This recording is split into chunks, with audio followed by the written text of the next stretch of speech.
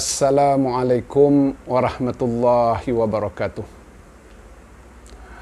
Apa khabar semua? Berjumpa lagi kita pada kali ini. Pokok kelapa, pokok dedalu. Jangan lupa, senyumlah selalu.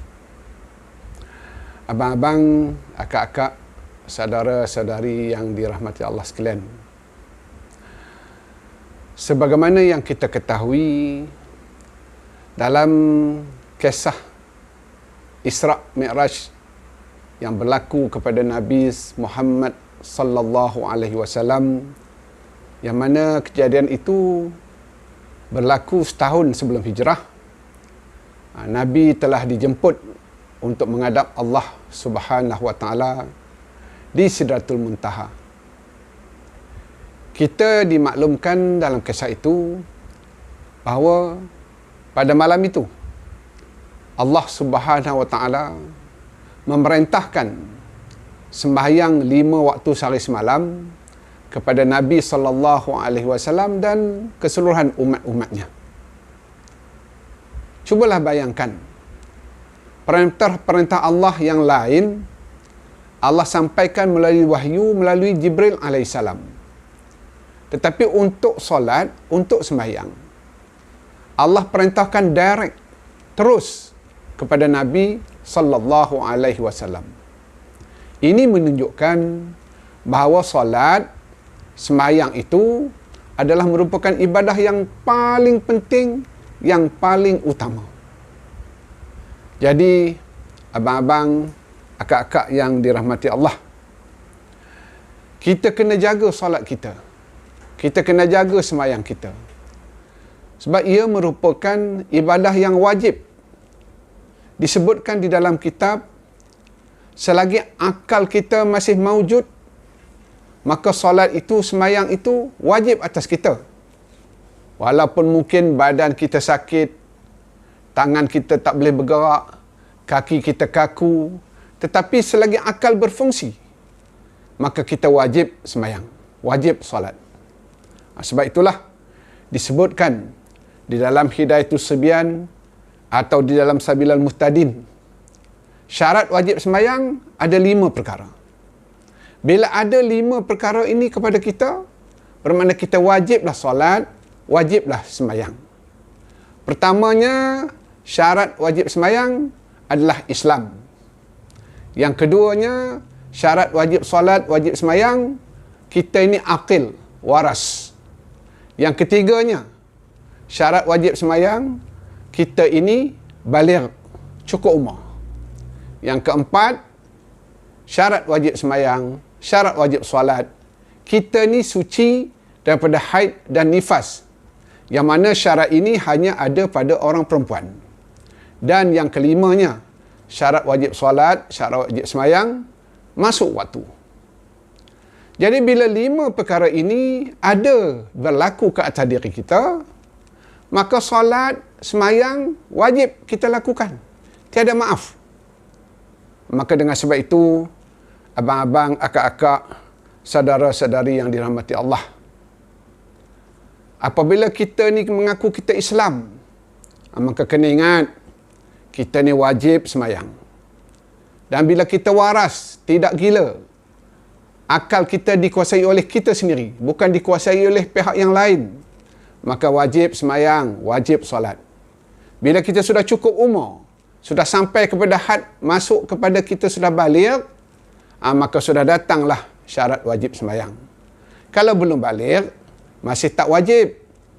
Kemudian yang keempat, suci daripada haid dan nifas. Bagi orang lelaki macam saya, tidak ada syarat itu pada diri saya. Dan syarat yang kelimanya adalah masuk waktu. Sebab itulah, abang-abang, akak-akak, saudara-saudari yang dirahmati Allah, kita kena lihat diri kita.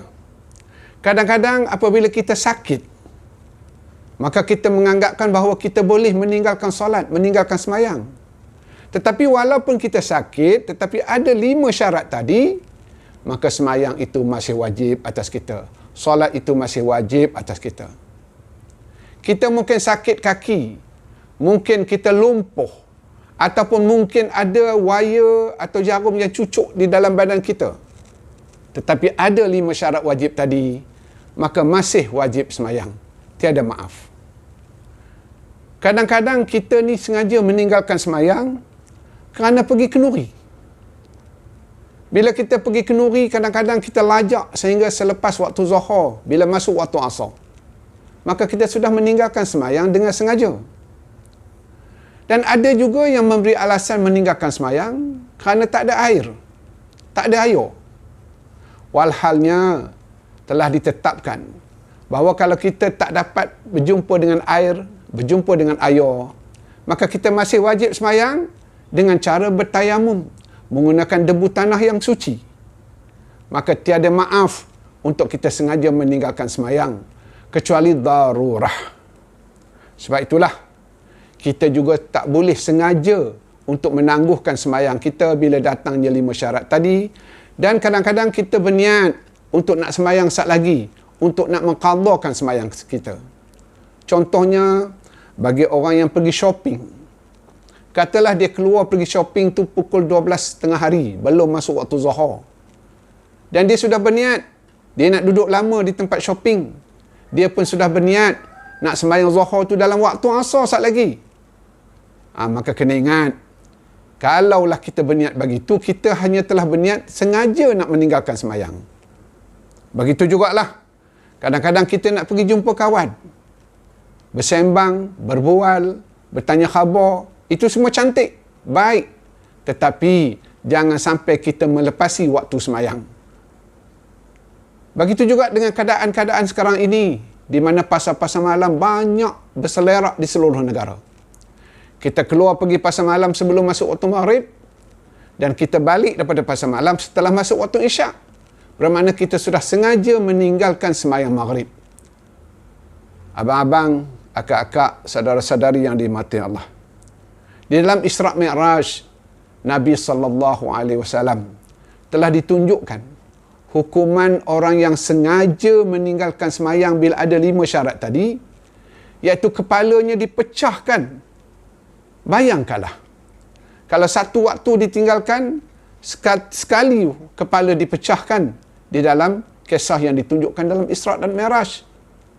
Kalaulah kita mati hari ini, kita meninggal dunia hari ini, kiamat tak tahu lagi bila.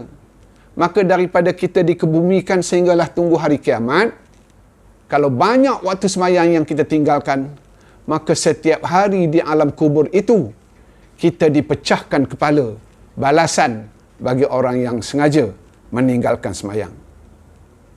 Sebab itulah, bagi orang yang musafir, orang yang terlibat dengan perjalanan yang lebih daripada 2 marhalah, maka direngankan, dibolehkan pertamanya untuk menjamakkan sembahyang itu, keduanya dibolehkan untuk mengkasarkan sembahyang, iaitu memendekkan sembahyang. Sembahyang zuhur, sembahyang asar, sembahyang isyak, daripada 4 rakaat dibolehkan dipendekkan hanya 2 rakaat. Direngankan untuk memudahkan bagi orang yang musafir. Samalah, boleh dijamakkan, dihimpunkan sembahyang zuhur dengan sembahyang asar, sembahyang maghrib dengan sembahyang isyak. Maka ini menunjukkan bahawa sembahyang itu wajib dilakukan apabila kita ini mengaku Islam, kita ni aqil, kita ni sudah balik cukup umur, suci daripada haid dan nifas, dan yang terakhirnya apabila masuk waktu.